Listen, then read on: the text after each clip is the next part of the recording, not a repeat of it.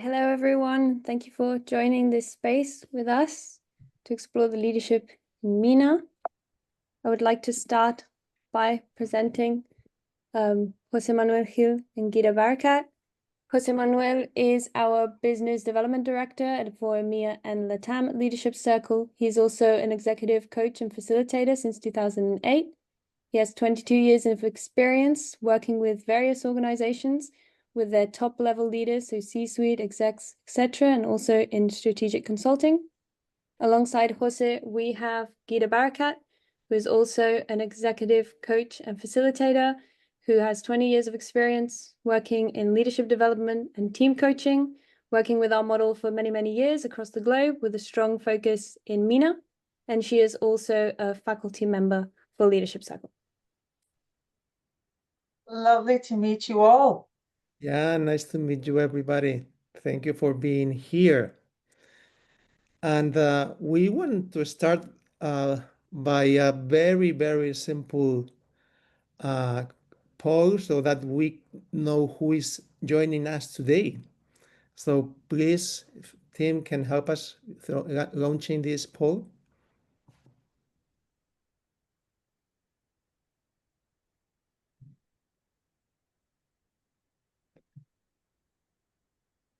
Great. So please, who are you? Coach, consultant, LCP certified coach, leader? Oh, there.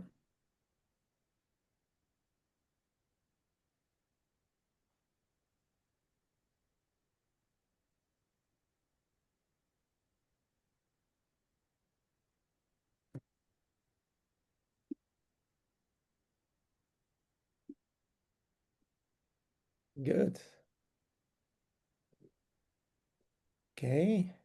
So almost everybody responded. So I'm very pleased, I'm very privileged to be here with coaches, with LCP certified practitioners, even though it's a minority. It's great anyway. Leaders of an organization or leaders of a team, and we have people who is not in these categories. Okay, so thank you all of you for being here. We appreciate your time, and we are waiting for people becoming. I mean, like as we are presenting, they can keep joining us. So let me start by sharing something about the leadership circle. I want to start by saying we are going to talk about why we are here and who we are. Of course, that's a brief context. And then, as promised, we are going to reveal some data, right? And this is a very, very interesting data. We'll let you know where does it come from. Can you move forward, Mari, please? Thank you. So we always start with this. This is our mission as a company, Leadership Circle mission. We exist to evolve the conscious practice of leadership, to steward the planet, and to awaken us all to our inherent unity. Let me just briefly stopping the conscious practice of leadership, because we are going to talk about conscious leadership. And first of all, let's have a common understanding of what it is. Right? I don't know how many of you are familiar with the term, but basically when we're talking about conscious leadership, we're talking about being a leader from a place of full awareness and presence, in a place of integrity, and above all intentions. It's like it's the capability that leaders have to pause for a second, reflect, and make decisions from a place of coherence, of a place of purpose and meaning, instead of reacting to what's going on in the world. So this is important. Can you move, please, Mari, to the next one? Okay, so the other question is, why is important? And the reason is that, the world is facing enormous complexities. You know what's happening in the world. We have, unfortunately, we have wars, we have racism, we have hate, we have many, many things, okay? And organizations are also facing similar problems, and they have their own problems as well, okay? We are talking about, for many of you, this is very familiar, that their organizations are facing organizational fragmentations. They work in silos sometimes. They face some external issues, like, for instance, important change in regulations that, you know, change completely the game. And we also lead, you know, the multi-generational teams, which means that people with diverse thinking, people with diverse culture, and that's what we face every day. Besides all these issues that we have here, we also face gaps of talent, which is important, and we also have this circumstance of our leaders being talented but not being able to create something so important to navigate this uncertainty, which is collective wisdom. So it's not what we do, it's what we do when we are together as well, right? Can you move to the next slide, please? Okay, so this is why this is important, because in order to face that complexity, we need leaders that are better in decision making. We need leaders that create a stronger relationship and trust. We need leaders that are able to navigate this uncertainty with resilience and adaptability. We need leaders that also have a long-term impact and that are able to transform an organization completely, making cultural shifts. Okay, that's what we need from our leaders, because this complexity, still in this complexity, we need to produce results as leaders, and you know that. Okay, so this is just a little bit of introduction of what and why is important. And let me tell you a little bit about Leadership Circle. Okay, Leadership Circle is a company that for many decades has been working, helping organizations in leadership development in individuals, in team accelerator practices, or in organizational changes, in general, systemic transformations. We have been doing this, and you have some data here. So even though this is a company that is mainly, its headquarters are located in the States, okay, we operate worldwide, okay? One of our mission is create awareness. For the description I made about conscious leadership before, you can clearly understand that leadership is not just for us, it's not just a set of skills. It's an inner journey of this self-discovery. And what we start always is with creating awareness. We have been doing a number of assessments, but only we take the individual assessment, which is going to be the base, the foundation for the research we are going to share with you today. We have been doing assessments to almost 700,000 leaders worldwide, which means that almost 3.8, almost 4 million evaluators gave us some data about what they think about these leaders. So what we have is real data about how leadership looks like in the world. What we have done is create a sample of leaders in this specific region in MENA and try to understand what are the main patterns. The study is huge. We are going to review the data in a series of webinars. But today we are going to start with something which is going to be very interesting for you all. So, and I hand this over to you, Gida, because there is a framework of this data, right? Yeah, thank you so much, Jose. And again, hi to everybody that I didn't get the chance to greet yet. It's lovely to be with you all.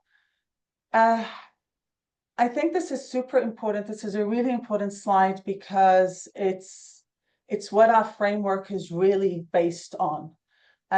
This slide shows us the tension that we all face, not just as leaders, but as human beings as well. It brings that primary tension between purpose versus safety. On one side, you have purpose, which represents your vision, your contribution, the focus on creating value that goes beyond ourselves and is linked to the creative mindset. On the other side, we see safety, which represents a need for approval, for acceptance, and moving up in status. And that also links to our reactive mindsets. The space between is what we call creative tension. And this tension is not negative. It's actually the engine of change. It ignites and sparks something that's bigger than us. Attention can, though, cause anxiety, and that is super normal because we're moving from safety, of course, to something else. So whenever we step out of safety, there is that sense of anxiety that can take over. But leaders have a choice, and the choice is either to react to that anxiety, which will then take us back to that safety, or to use it as a fuel to move forward towards the vision.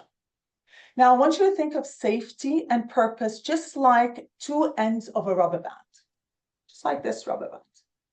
The right amount of tension between them is what gives the rubber band the strength to stretch, without it, though, snapping. All right, so you need to ensure that the tension is the right amount of tension. Neither side is wrong. The purpose or the safety, neither of them are wrong. We all need safety, and we also all aspire to purpose. The challenge is that when leaders lean too heavily on safety, their decisions become driven by fear, losing approval, losing control. But when they start to step into purpose, their leadership becomes much more inspiring, more visionary, more impactful. Okay, and you can see the two sides, the creative mindset and the reactive mindset. Reactive in the safety, creative in that purposeful state. If we can just move to the next slide, please. And here comes the challenge. Let's connect these tensions to that bigger picture. Challenge is bigger than us. It's everywhere around us. It's that complexity. And now more than ever, the world is moving so fast. This VUCA world, the uncertainty, the ambiguity, the complexity, all of that. Leaders across, not just MENA region, but across the world are facing this on a daily basis. With our ambition and our national, actually, ambitious visions, the digital transformation that we have, and so much more, the demands on leadership is intensifying and complexity is increasing. There is a mismatch between complexity of the world and our ability to hold this complexity. That's what's happening right now. And that's the gap that you see here in the slide. This is where we are, and that's where the complexity of the world is. Until we are able to hold it, we will always be outmatched by it. Always. And the gap is only going to increase more and more and more. And so if we stay where we are, we're going to be moving backwards. All right, that's the reality of the world. So in order to close that gap, it requires so much more than a set of skills for us to learn. All right, it requires us to step into vertical development. What that means is that it means awareness, consciousness, adaptability, and the ability to create real impact, that purposeful state. And the LCP, the Leadership Circle Profile Framework, is deeply rooted in this idea.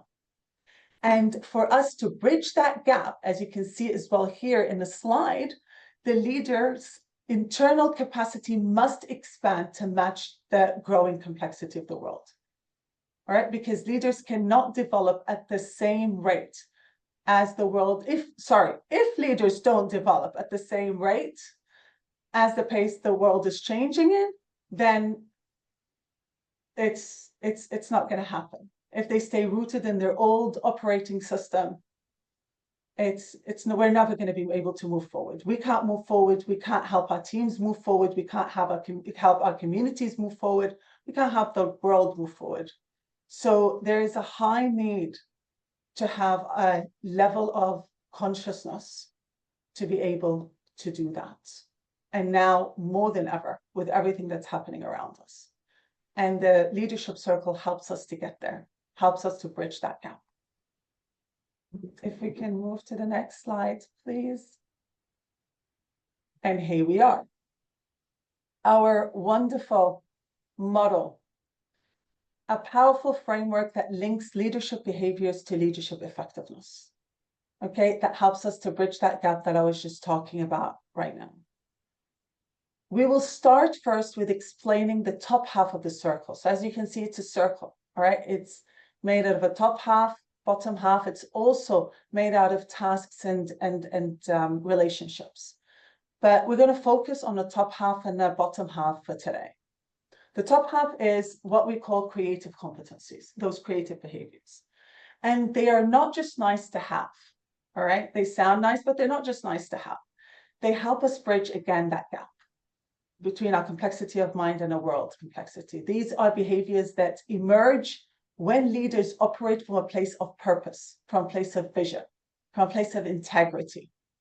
They include things like authenticity, system awareness, self-awareness, relating, achieving. So these are those main dimensions, and you can see there are sub-dimensions as well that fall under them. Creative competencies are highly correlated with leadership effectiveness. And what that means, based on our research, is that the higher leaders score in those competencies, the higher their level of effectiveness is.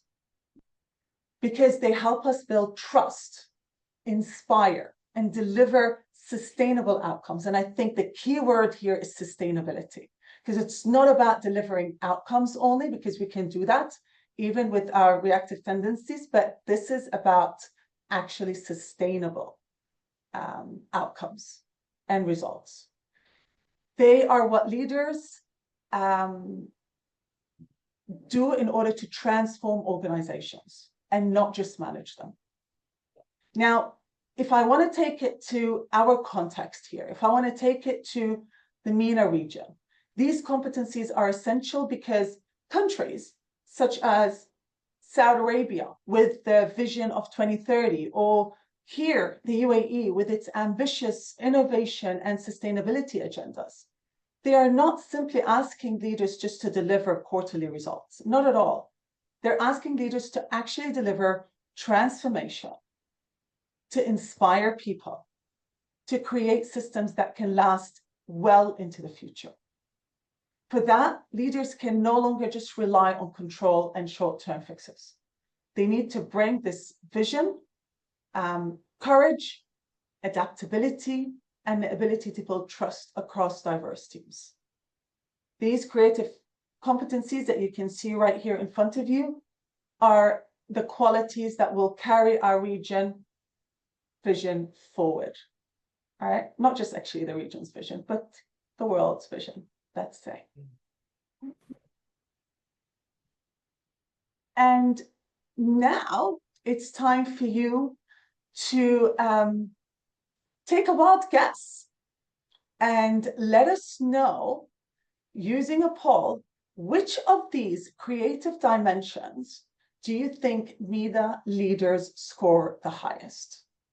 Is it relating? Is it self-awareness? Is it authenticity? Is it system awareness? Is it achieving?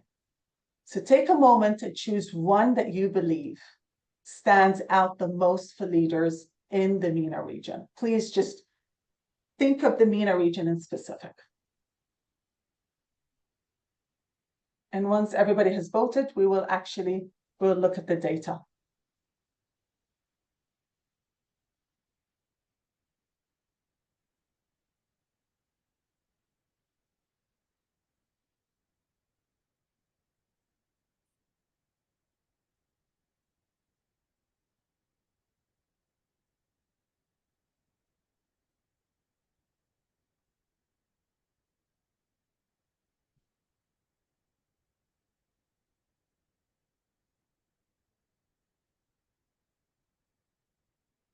Okay, we have enough data now.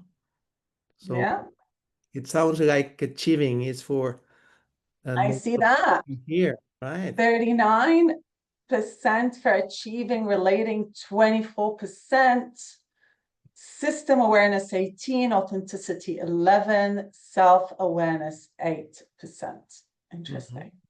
And relating, yeah, so relating and achieving. Yeah, Yeah, very close. close. Good guess. Very close. Good guess. Let's see. Let's see. And before moving to the data, let's have a look to the lower side of the circle, if you can help us move there.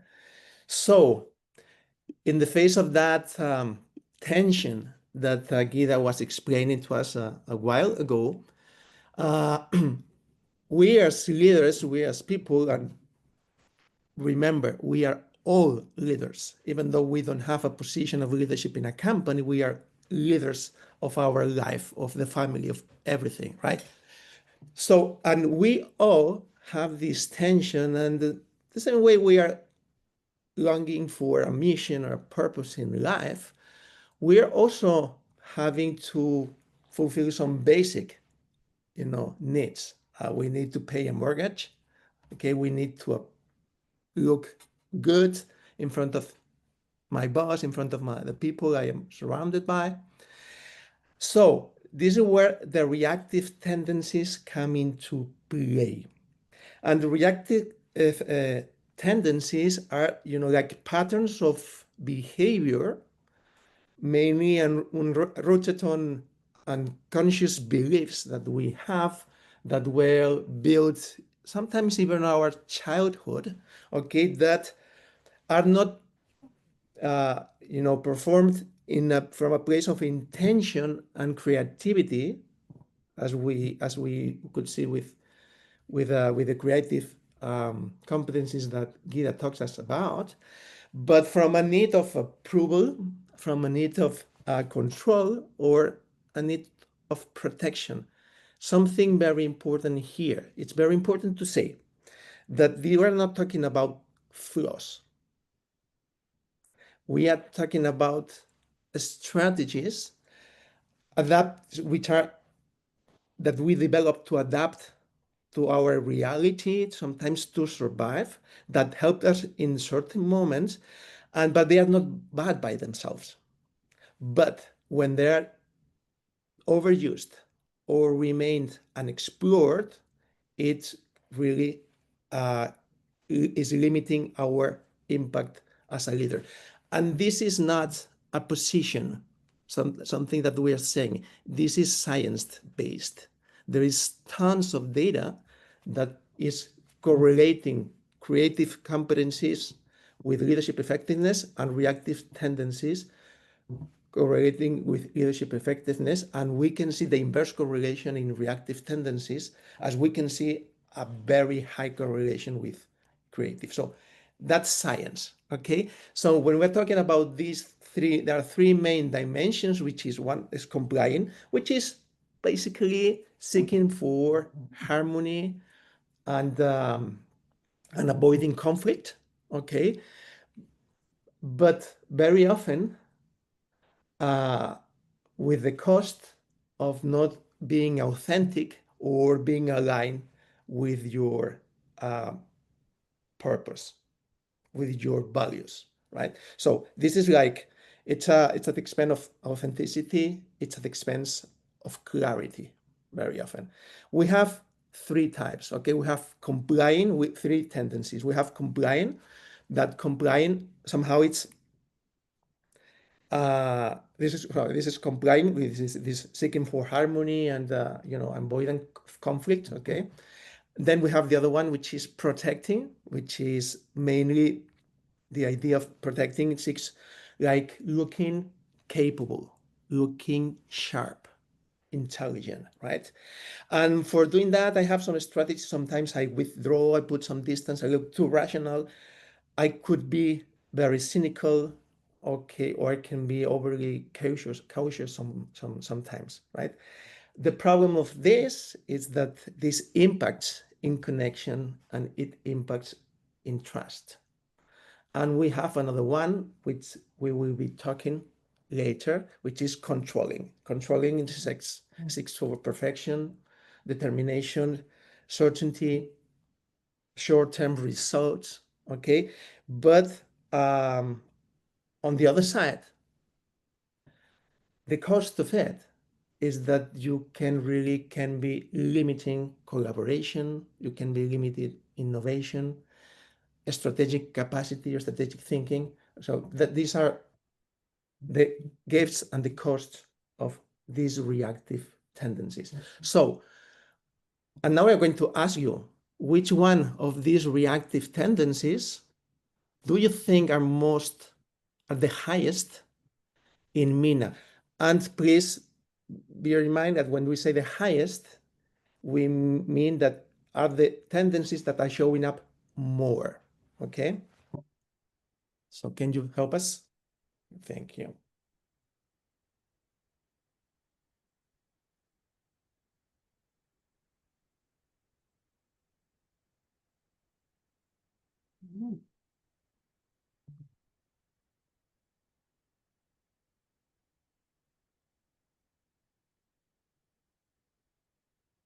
Looks like controlling Yeah, is the highest. yeah, you say controlling. Okay. Interesting. So Okay. controlling with 50% and then complying with 24% and then 26% protecting. Okay, thank you for your guess. Now let's show the data. And first of all, we want to share, what the relevant information about this data and this research. Yeah. So just about the demographics and all at the beginning, and then of course we'll tap into the rest of that now. So this data comes again from that leadership circle database that we have spoken about before. So we're talking about a sample of 2,848 leaders living here in the MENA region. And this data is between January 2021 and February 2025. These are the ones that have completed, of course, the LCP with nearly 32,000 evaluators. We're talking about colleagues, direct reports, others, bosses, etc., who gave feedback on how those leaders are showing up. Now, as we could see as well here, 88% have a college education. So these are the characteristics of those. 65% hold an advanced degree. They work across 64 industries and represent 46 professions. In terms of level, half are middle managers. So you can see as well around 50. Sorry, not middle managers. Half are, yes, middle managers. I think this is the directors. I think there's here, it's not put correctly. So half is the directors. Half is directors, and then you've got C-suites around 21%, 14% executive directors and GMs, and presidents and VPs are 8%. Directors, senior managers are 50%, and then 6% is the middle managers. So sorry, there's a little bit of a type mistake here. So and then when we look at the genders as well, we can see that 69% are male leaders and 31% are female leaders. This isn't a small sample, all right? So that amount is not a small sample. It's a robust picture, really, of leadership in MENA today. And I think what stands out the most is that these are not inexperienced as well leaders. They are highly educated, accomplished. They come, from diverse industries as well, which means that when we see patterns of reactivity or creativity in this data, it's not just about capability. They have that capability. They have the know-how. They have the knowledge. It's really about mindset. It's about that. It's about the mindset and the vertical development. So this gives us sort of a powerful lens on what's working in MENA leadership today and where growth is needed in order to meet, again, the ambitions of our region. So we can go into the next slide.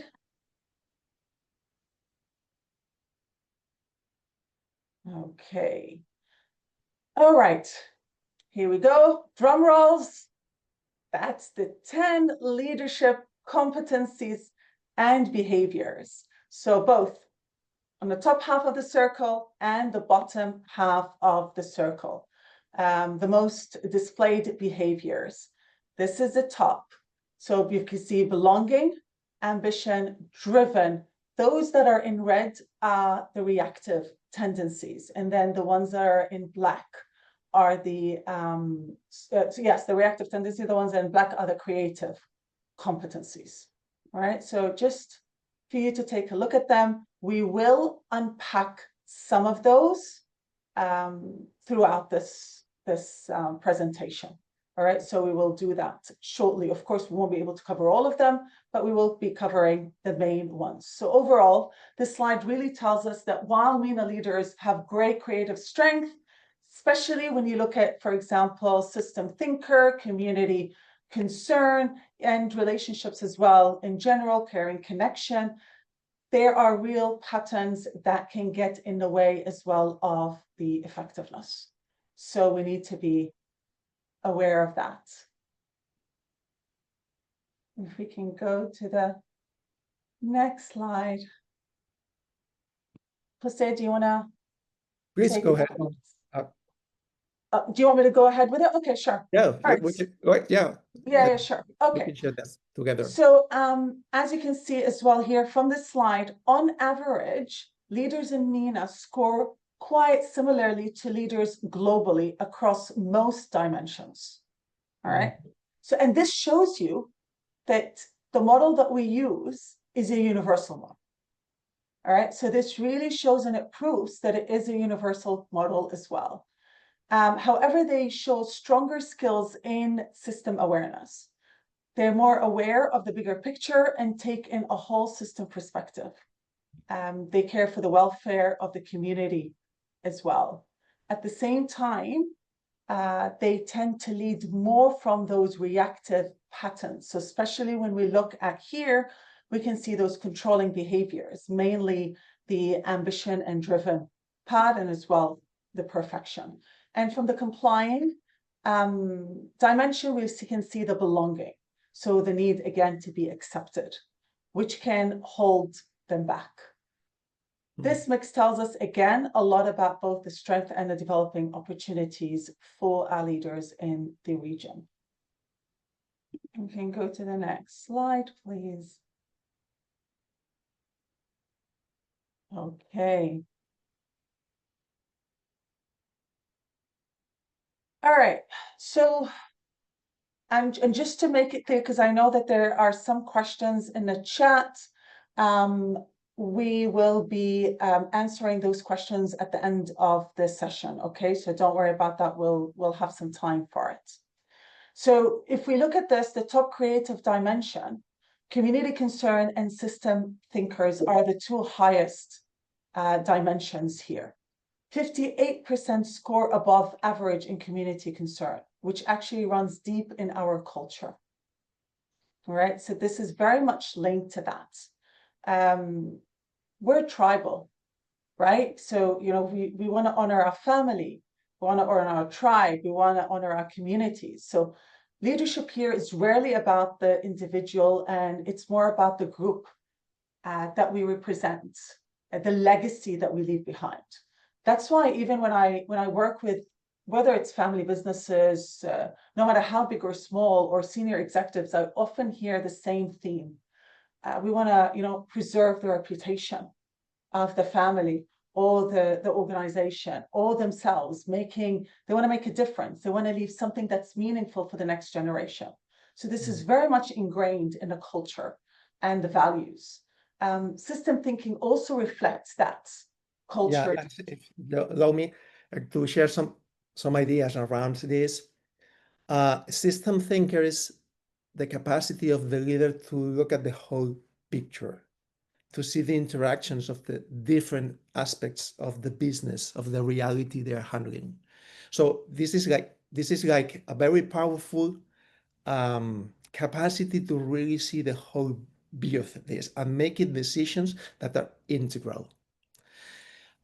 And it's good to know how leaders in MENA are, very much have an important strength on this capacity, because it's one of the, in general, all the capacities about, system awareness and system thinking are very much evolved. It means that you have that capacity of understanding things.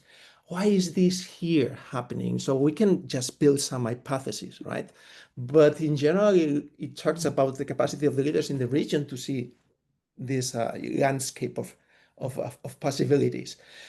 Probably because of the geopolitical complexity, right? Because leaders in the region are facing challenges constantly, regional conflicts. There is volatility in prices, gas. You have, better than major political tensions. So it requires that to them to make decisions and that ripple across multiple systems, right? But there is also an important economic transformation in place. Okay, so it comes to my mind the national initiatives like Saudi Vision 2030. Okay, the energy transition that's happening in the Emirates. So it means that the leaders need to integrate perspectives from multiple sectors and and also orchestrate like changes at larger scale. And then we have this cultural and social diversity, consistent of strong local traditions with more global dynamics of people, foreign people. So there's an important amount of expatriate population, foreign investments, and all these kind of things. So in general, this could be like an interpretation of how these leaders are developing these capacities, right? I think, do you like to add something to this, Gita? No, I think that's that's on point, and I was going to mention this whole thing around, like you said, there's this national agenda and where we are going. Yeah. And so, when we see those strengths, like you said, taking that bigger picture, just beyond just the communities, and caring for the communities and for our tribes and all, but actually coming and taking a bigger perspective and seeing how everything is being integrated. And the thing is that I think that when I reflect even on the culture, I think about it and I'm like, whatever happens also in different countries within the region, it has an impact on the rest of the countries, on the rest of the region. And we see it now, even with the political unrest, something happens in one place, it has an impact on the other countries. Businesses close because of this. Other businesses grow because of this. And so we are very much interconnected as a country, as a region, and as a culture that, everything gets impacted. And so, so that ability to sort of as well take a wider perspective on what's happening. So this is not just a positive data that we're sharing here, but it's really a reflection of who we are in the region as leaders. And we have also some challenges. Of course. Like belonging. Go ahead. Definitely, yeah. So just as we looked at, having community concern and as one of our strengths, and family, caring for people, honoring tribes, communities, all that is all a powerful strength. But there is also tension. The very same cultural strength can also show up as a challenge. On this slide, you can see that belonging at the top of the reactive tendencies. So almost 87%, so maybe like 9 out of 10 leaders in the region demonstrate this high belonging. And if I want to just share a live example, or an actual example, I worked with an executive who is incredibly smart, okay, high executive in a big organization, incredibly smart, very capable, just a genuinely really good guy, liked by his team. He was approachable, supportive, always accommodating, but his leadership circle profile was they scored him, in his leadership circle profile high in belonging and pleasing, and also low in achieving and authenticity. So the achieving and authenticity, which is on the creative, and the belonging and pleasing in the reactive part. His teams were frustrated because he avoided those tough decisions. He didn't want to get into conflict. And when the CEO told him to change direction, he would immediately do that. He'll just comply right away, even if it meant losing focus on what really mattered. So, of course, you can only imagine how frustrated the team was. Over time, his team lost trust. They felt lost as well. They felt that nobody is standing up for them, that their leader is not speaking his truth, etc. So they liked him as a person, but they did not see him as an effective leader. Even his CEO, who he complied to, he also saw that he's not being an effective leader, and also scored him low in those dimensions. When he saw those results, it was like a wake-up call, and he realized that no matter how much he tried to please others, he wasn't actually truly being accepted.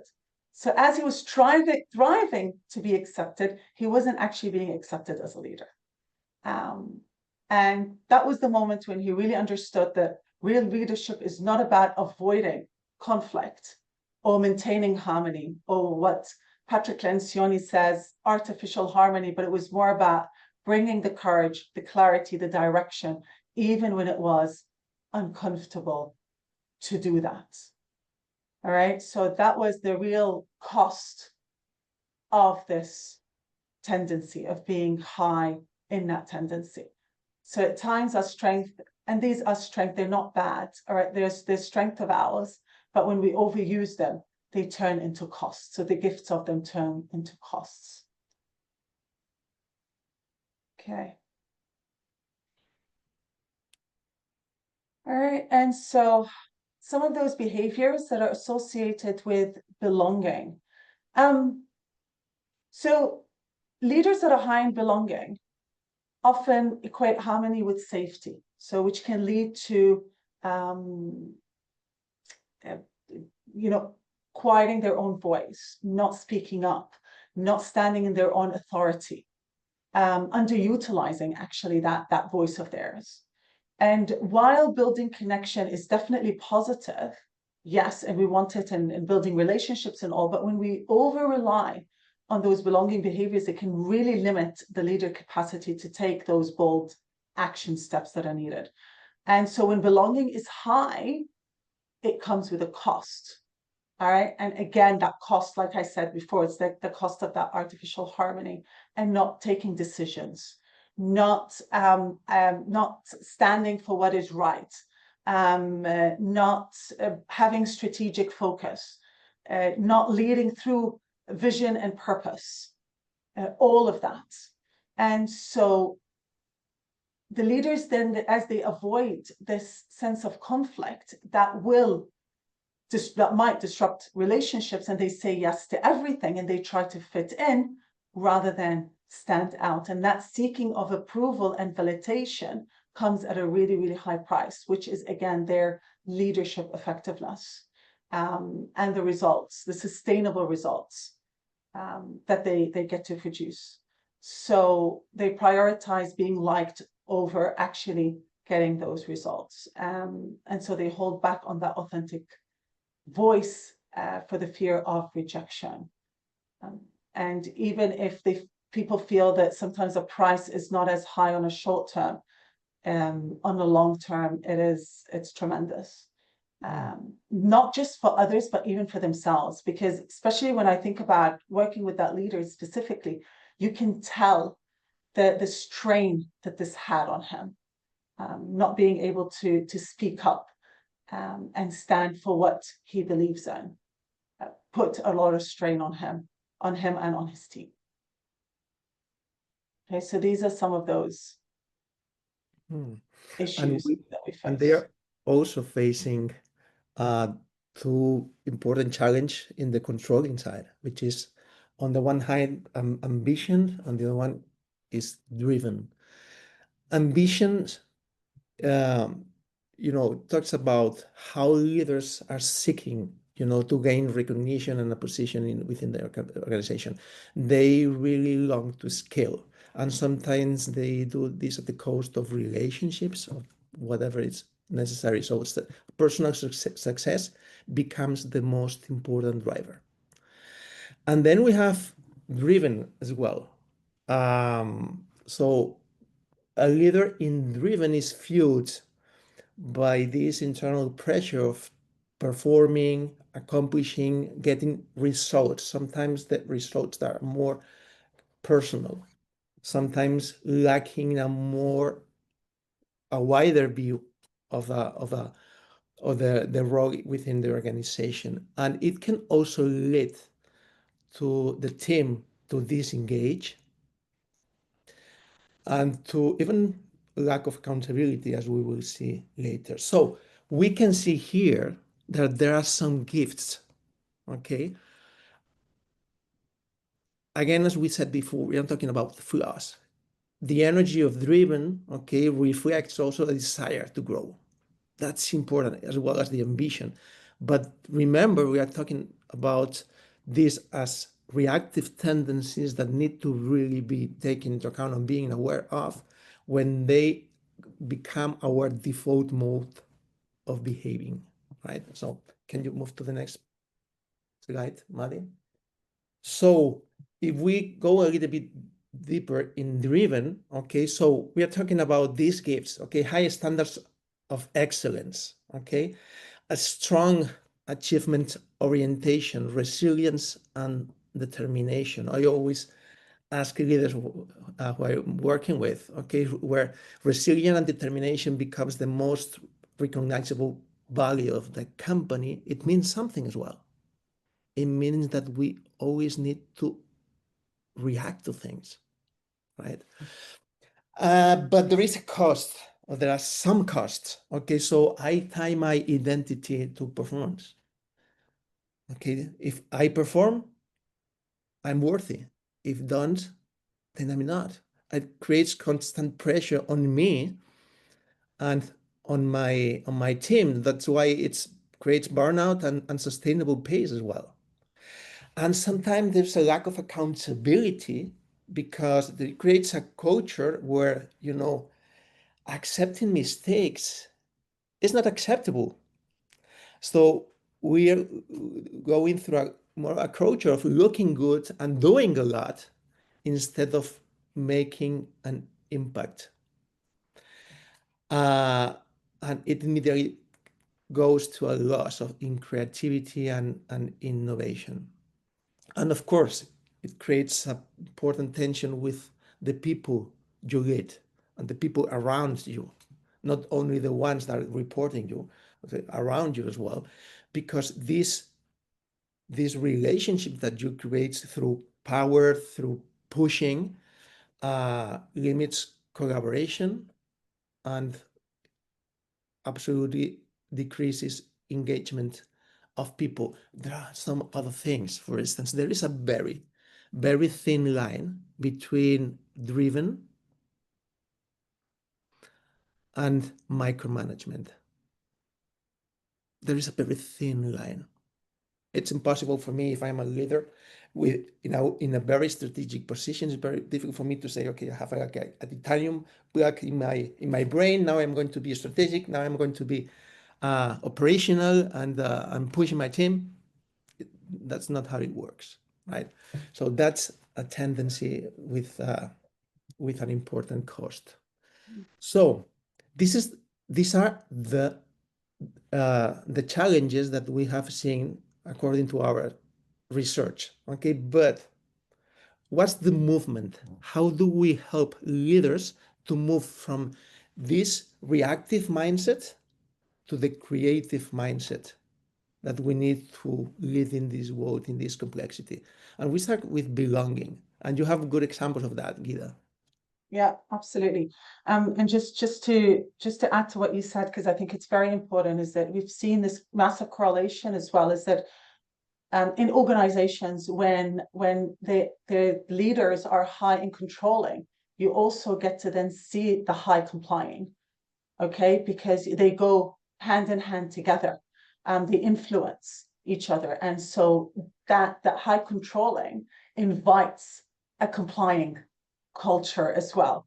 And so again, going into this development journey, when we look at it, by the way, just FYI, when we're coaching or when we're debriefing our clients, we don't tell leaders where they need to move. What we do is that we show them what is happening, and then the circle sort of reveals itself. We ask the right questions, and then they start to see for themselves what's going on. And that makes that tool so powerful because they get to see it and then they get to decide what is the best move for them. Because remember, this is also contextual. So this is a highly contextual tool.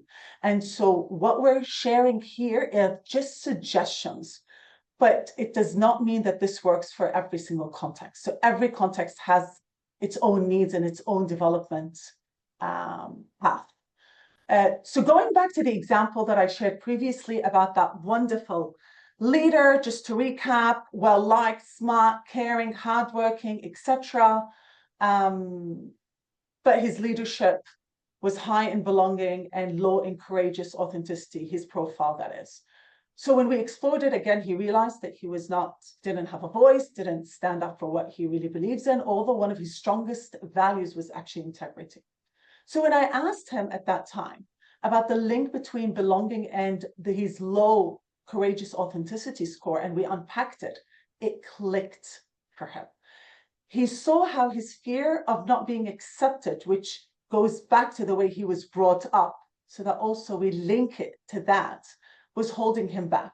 And so even though his community, by the way, concern was high, right? So he had high scoring in community concern, and so he genuinely did care about doing the right thing for his team, but he did not voice it.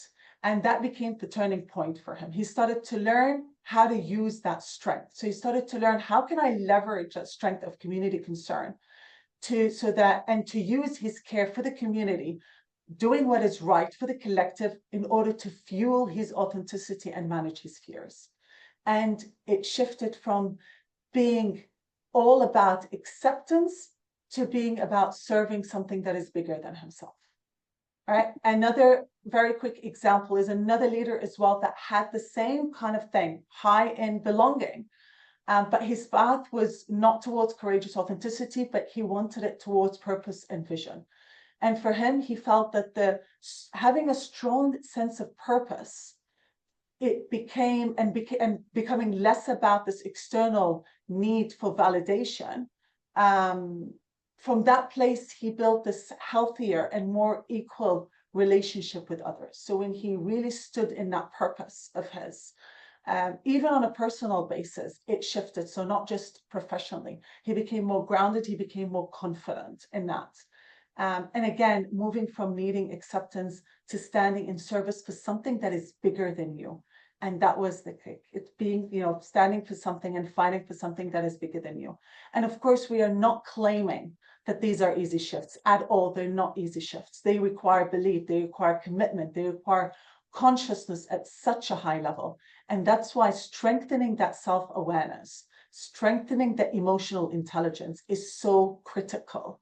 It helps leaders to hold those uncomfortable conversations that they have been avoiding, and they stay connected in order to lead with courage and with authenticity, not just for themselves, but for a bigger vision that they're serving for. So. And then how do we help leaders to move from driven to turn this driven tendency into something more creative? And again, as Gita mentioned, okay, these are just samples of creative movements that we can do with leaders they chose in their path, right, which is unique, right? So one of the things is like using this powerful energy of achieving into a more strategic point is instead of focusing only on results, bringing all this energy to bring everybody together for a shared vision. It's from getting the things done to create something that is bigger than us, that move us. Typically, leaders that have high tendency on driven, okay, or in general in controlling reactive tendencies score low in relationship because there is this connection. But it's not always the case. I have been working with leaders with this strong tendency to control everything and they still have an incredible capacity to move and engage people. And it's amazing what happened, what shifts in them when they realize that they don't need that energy if they use this capacity to engage people. If he focused that energy on the big picture, on what is possible if we do it together. And it's also about leading with intention. That's another possibility. That's another movement, okay, that we can do. It's from reacting or the pressure or for chasing recognition. It's more moving, okay, so what my decisions are based on. I want to solve something that is happening right now, or this is something that is a pattern that is repeated. So we need to really explore what's going on and thinking on decisions guided by values or thinking on the long term. And of course, there is a strong movement. Sometimes it requires time and going through another reactive or creative competencies. But it's about empowering others. I remember this leader I was working with, amazing leader, incredible, very talented, and he had very strong creative competencies, but he has a very high driven tendency. And he said, I would love to delegate, to make people empower themselves, but they are not capable enough. Okay, so, and then simple question, how long have you been working with your team? Because if the answer, of course, the answer wasn't a couple of months ago, it was a few years ago. So what's in it for you? If these people has been working for you for several years, what's your part in not being completely empowered? Or it's about them, or it's about you. So when the leader then realizes that there is another, when we reframe our relationship with the mistakes, when we define what is a priority and what is not, and what I can delegate, when I talk with the team and really with the intention of understanding their suggestions, when we, instead of pushing them to doing things, we engage them to co-create, this completely shifts and it creates a collective power that ensures that everybody owns the vision that we need for the company. So that's a very important, that's our examples of a movement that a leader in these dimensions could make.